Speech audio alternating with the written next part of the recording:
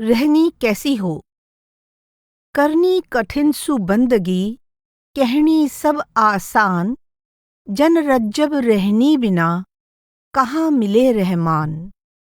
एक बार रज्जब जी अपने गुरु भाइयों के साथ किसी भक्त शिष्य के आग्रह पर उसके घर पर भोजन करने जा रहे थे। रास्ते में एक भूखे गरीब व्यक्ति ने उनसे विनती की कि वे भी उनके साथ जाकर भोजन करना चाहता है। रज्जब जी ने उसे अपने साथ ले लिया और सबके बीच में उसे अपने पास बैठाकर भोजन करने लगे। उसकी दीनहीन दशा तथा मैले कुचैले कपड़े देखकर वहां बैठे अन्य लोगों ने उसे बाहर एक तरफ बैठाकर भोजन कराने को कहा, परंतु रज्जब जी को यह बात अच्छी नहीं लगी। सबके विरोध के बावजूद उन्होंने उसे अपने पास बैठाकर ही प्रेम पूर्वक भोजन कराया। दया करन में दयालु को, भय प्रतिपक्ष न होए, पास बिठाया दीन को, रज्जब सूनी न कोए। रज्जब जी ने अपनी वाणी में भी रहनी पर विशेष चर्चा की है। उन्होंने छुआछूत, जाति पांति के भेदभाव से परे सभी मनुष्य को एक समान, एक ही परमात्मा की संतान के रूप में देखने की हिदायत दी है, और वह साफ शब्दों में कहते हैं कि हम भेदभाव केवल अज्ञानता के कारण करते हैं। सबके नक्शिख एक विचारा, एक ही सबका सृजनहारा, गुरु के ज्ञान माही सब एकै, रज्जब अंध अज्ञान अनेकै। दया धर्म का मूल। दया ही धर्म का आधार है, और यदि मनुष्य के हृदय में दया का भाव नहीं है तो समझो कि उसका जीवन व्यर्थ है। दया धर्म जो दिल में नाही, गहला ज्ञान अज्ञानियों माही, यूं आगे को होए न सामा, रज्जब आए गया बेकामा। जिसके मन में करुणा है वह किसी को भी कष्ट नहीं पहुंचा सकता। इसीलिए रज्जब जी सीधे सरल शब्दों में सीख दे रहे हैं कि संसार में किसी भी प्राणी को चोट पहुंचाना उचित नहीं है, क्योंकि वैर से वैर ही बढ़ता है। इसके विपरीत जिसका किसी से वैर विरोध नहीं है, उसका कोई वैरी नहीं रहता। संसार के सभी प्राणी उसके अपने हो जाते हैं। चोट न काहू को करे, तो चोट न इसको होए, जन रज्जब निर्वैर सों, वैर करे नहीं कोय। जीवन में शांति तथा आनंद प्राप्त करने के लिए खुद से एक वादा करना होगा कि हम कभी किसी का दिल न दुखाएं। ऐसा करने से हम इस संसार में भी खुशी हासिल करेंगे, और हमारा परम पिता परमात्मा भी हमारे ऐसा करने से प्रसन्न होगा। रज्जब अज्जब काम है, जो दिल न दुखाया जाए, यहाँ खलक उस पर खुशी, आगे खुशी खुदाए। मांसाहार की मनाही। भिन्न भिन्न शारीरिक रचना के कारण जीवों में तत्वों की मात्रा अलग अलग है, परंतु सभी जीवों में परमात्मा का अंश यानी आत्मा विद्यमान है। जैसे कि वनस्पति में एक तत्व, कीड़े मकोड़ों में 2 तत्व, पक्षियों में 3 तत्व, पशुओं में 4 तत्व हैं, जबकि मनुष्य में 5 तत्व मौजूद हैं। इस तरह यदि हम किसी प्राणी के शरीर को नष्ट करते हैं तो उसकी जीवात्मा को भी कष्ट होता है। एक को हानि पहुंचाने से दोनों की ही हानि होती है। इसलिए किसी जीव पर हिंसा करने या उसकी बलि चढ़ाने से प्रभु कैसे प्रसन्न हो सकता है। तन मंदिर मूर्ति मधि आतम, फोड़े फूटे दोए, उभय उजाड़ एक के कीजे, खसम खुशी क्यों होए।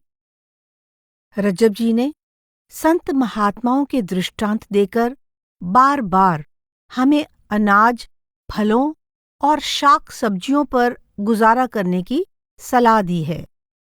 जौ की रोटी भाजी सेती, मुहम्मद उमर गुजारी, ऋषि रहते जंगल जाए बैठे, झड़े पड़े फल खाए।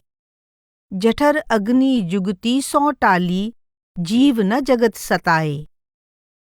ऋषि मुनि भी जंगल में रहकर पेड़ों से अपने आप नीचे गिरने वाले फल ही खाते थे।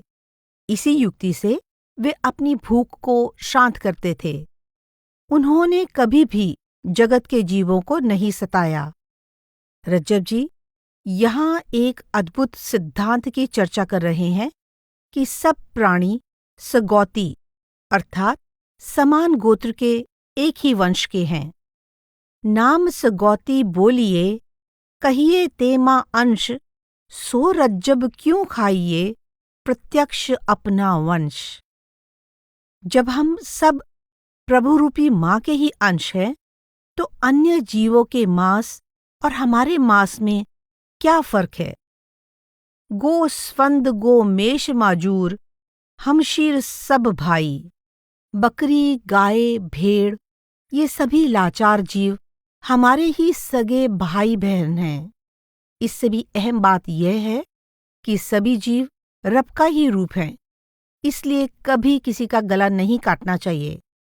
सब सूरत सुभान की, गाफिल गला न काट। कहने को तो सभी कहते हैं कि कुल मालिक सभी प्राणियों में निवास करता है, परंतु फिर भी वे जीवों का मांस खाते हैं। यहाँ रज्जब जी ने करारी चोट करते हुए कहा है, पंच वक्त जो बांग दे वह तो दीनी यार, सो मुर्गा क्यों मारिए, काजी करो विचार। अगर हम किसी को जिंदगी नहीं दे सकते तो हमें उसे मारने का भी कोई हक नहीं है।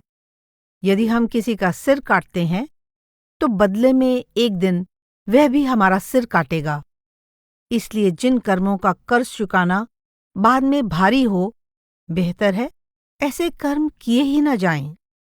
ऐसे कठोर परिणाम के बारे में यदि पहले ही सोच विचार कर लिया जाए तो जीव कभी भी मांसाहार नहीं करेगा। जो न जिलाया जाए सो जीव न मारिए, शिर साटे शिर ल्यो, सू क्यों न विचारिए। जीव हिंसा का यह पाप कर्म हंसी हंसी में नहीं टाला जा सकता। अंत में इस पाप का दुख उठाना ही पड़ेगा। रज्जब जी कहते हैं कि मांस खाना तो दूर, मांस अथवा मांस से बनी वस्तुओं का व्यापार भी बिल्कुल नहीं करना चाहिए। इससे भी जीव पाप का भागीदार होता है। सबको अपने जैसा ही समझो और अपने हृदय में सभी के प्रति दया की भावना रखो। ऐसी सोच विचार मांस क्यों खाइए, हांसे टले सुना ही अंत दुख पाइए। रज्जब बणिज विकार न कबहू कीजिए, परिहां आपा परसम देखी दया दिल लीजिए। नशे का पूर्ण त्याग। अपनी सांसारिक चिंताओं को भूल जाने के लिए हम कई बार किसी नशे का सहारा लेते हैं और कई बार तो भ्रम के कारण नशे को ध्यान एकाग्र करने का साधन भी मानने लगते हैं। नशे का प्रभाव हमारे मन, बुद्धि और शरीर पर पड़ता है। इतना ही नहीं, इन सब से बंधी जीवात्मा भी इसके बुरे प्रभाव से अछूती नहीं रह पाती। परमात्मा को पाने के लिए जैसा पवित्र नैतिक जीवन जीना आवश्यक है, उसे हम किसी भी प्रकार के नशे का सेवन करते हुए कैसे जी सकते हैं। इसलिए चाहे बीड़ी सिगरेट, गुटखा खैनी जैसा कोई भी सामान्य नशा हो, अफीम शराब जैसा बेसुध कर देने वाला कोई नशा हो, या फिर हेरोइन जैसी कोई खतरनाक आधुनिक नशीली वस्तु हो, ये सभी परमार्थ की राह में भारी रुकावटें हैं। संत महात्मा कभी भी अपने शिष्यों को नशे का सेवन करने की सलाह नहीं देते। मद पीवत माया गमै, मत वाले मति खोए, काले पानी घर गया, सकल पुकारे लोए। इस बात को सब लोग जानते हैं कि शराब पीने से धन का नाश होता है। नशे के प्रभाव में हमारी मति मारी जाती है और घर बर्बाद हो जाते हैं। शराब का सेवन मानो राक्षस का धक्का है। दारू धक्का दैत्य का, पी पर से मन नाश। शराब पीने से जीव का मन पतन की ओर चल पड़ता है। शराब ही नहीं, कोई भी नशा परमार्थ की राह में बाधक है। जो भांग और अफीम के नशे का आदी हो जाता है, वह इनके वश में हो जाता है, और फिर बाद में यदि इन्हें छोड़ भी दिया जाए, तब तक यह शरीर रोगों का घर बन चुका होता है। अमल अमल अपना करे, मनसा मही मंझार, रज्जब प्राणी परज परी, पीड़ा दुख अपार। सच्चाई, ईमानदारी, न्यायप्रियता, दयालुता, निस्वार्थ भाव से दूसरों के प्रति सद्भावना रखना, संयम रखना और हर काम सेवा समझकर करना, ये सब निर्मल आचरण के गुण हैं। यह आध्यात्मिक मार्ग पर चलने की तैयारी है।